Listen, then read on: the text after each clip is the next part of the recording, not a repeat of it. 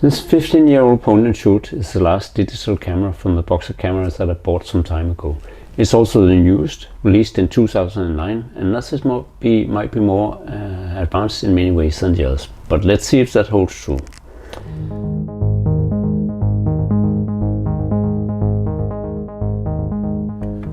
Welcome to my channel. This time I'm reviewing the least old digital point-and-shoot from the box of cameras that I got for next to nothing. If you haven't seen the previous episode reviewing the 4 megapixel Minolta D Image F100, I'll put a link to it up here. Being the newest in the box of cameras I bought some months ago, I have high expectations for this Pentax Optio E80 camera. The resolution is 10 megapixels, much higher than any of the other cameras, but it still relies on a CCD sensor, the output of which I often like very much.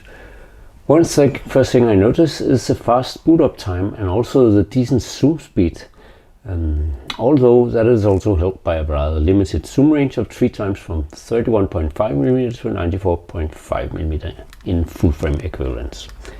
Important though is that the lens seems very good and delivers pleasing sharp results.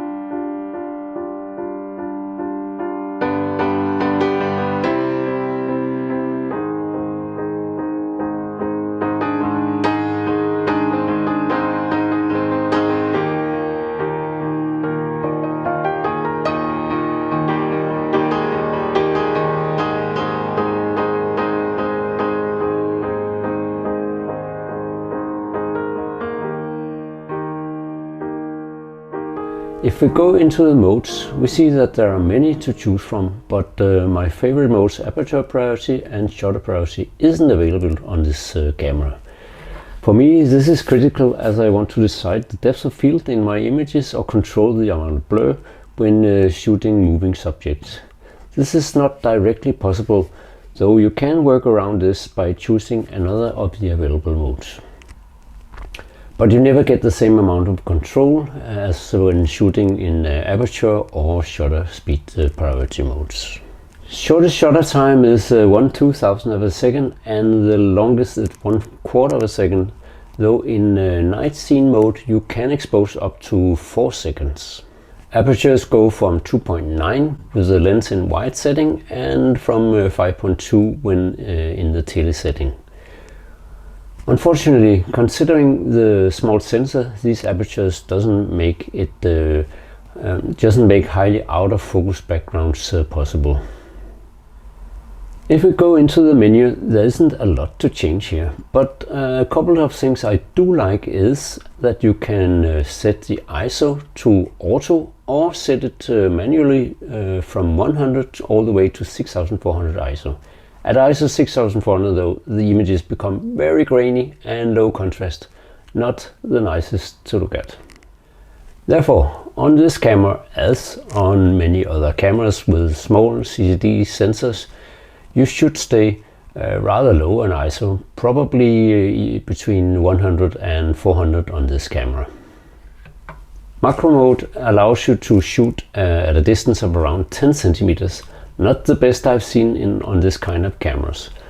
The reproduction rate is not very high, and though the camera seems to be able to focus even closer, it never actually does so.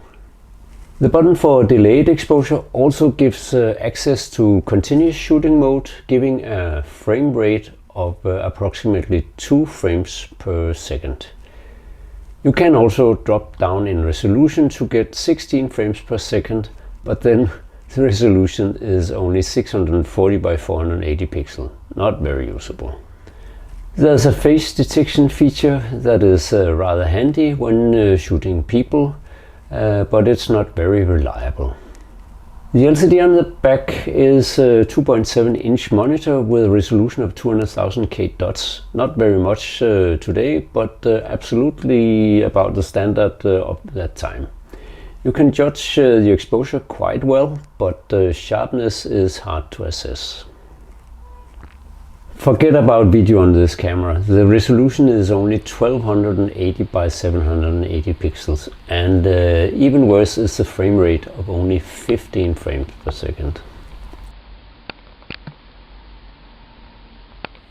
At the bottom of the camera we find the cover to the batteries, which is 2 AA batteries, and it runs happily on rechargeable batteries. So seemingly it's quite efficient, power efficient. Also the SD card slot hides behind the battery cover, and compatible cards are SD and SDHC. To conclude on this camera, I must say that I'm a bit disappointed by the functionality of it. There isn't much you can control. It's mostly an automatic camera, maybe suited for a first-time camera user, but then you won't learn much about photography, as the camera does most things for you, just like the camera in a modern smartphone. But despite being a JPEG only camera, I won't criticize the image quality. That is actually decent. Did I feel inspired using this camera? No, definitely not. Some of the older cameras from the box of point-and-shoot were far more inspiring to use. They had more in the way of user control and also delivered decent image quality, some even with RAW options. That was the end of this review, reviewing the last digital camera from the box, but there are still some cameras to review. I have 4 analog cameras using the old APS film cartridges. I'll come back on these, but stay tuned if you like this kind of reviews, because I have many more old cameras in the pipeline. So thank you very much for this time, and bye for now.